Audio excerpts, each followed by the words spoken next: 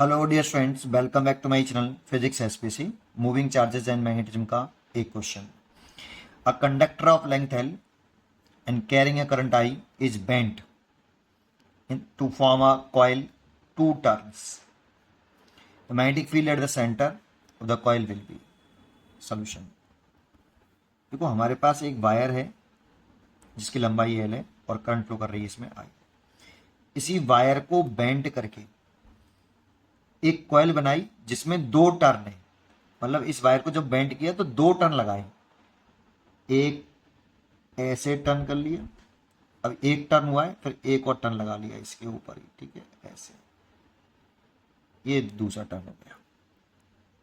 Same radius के दो turn बनाए तो नंबर ऑफ टर्न्स इसमें टू है, टू टर्न।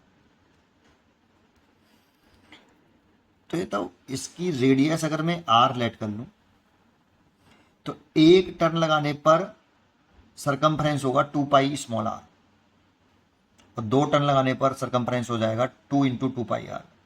और जो एल होगी, सोचो, L is equal to two times of two pi R होगा।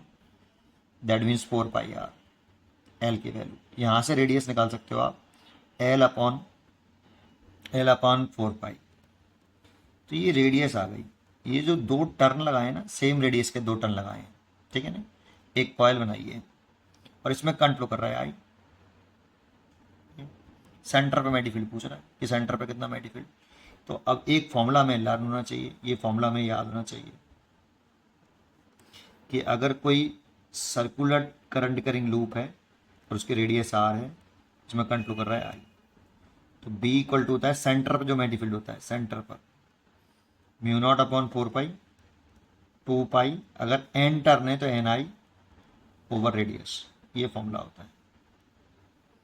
और बहुत से क्या करते हैं, इसको यहाँ से काट देते हैं, तो ऐसे लिख देते हैं mu naught N I over, काट दिया तो टू आर। कोई सा भी याद कर लो, आपको ये याद करना है, ये याद कर लो, ये याद करना है, ये याद कर लो, ठीक है। तो ये लगा दो सेंटर पे मैग्नेटिक फील्ड का formula, B centre mu naught N I over two are.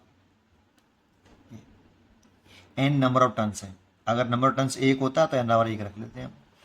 Put कर दो म्यू नॉट, एन की वैल्यू टू रखेंगे तो two mu naught I, N की वैल्यू टू पुट करिए, और टू और स्मॉल आर रखा है मैं, ये रहा एल अपॉन फोर पाई। ये मैंने निकाला है, आपको सोच लो उसको। ये एक वायर था जिसकी लेंथ एल थी। अब इसी को बेंड करके एक कॉइल बना रहे हैं जिसमें नंबर ऑफ टर्न्स दो हैं। इसी को बेंड करके बना रहे हैं, तो एक टर्न लगाएंगे तो लेंथ हो जाएगी टू पाई आर, और दो टर्न लगाएंगे तो फोर पाई आर।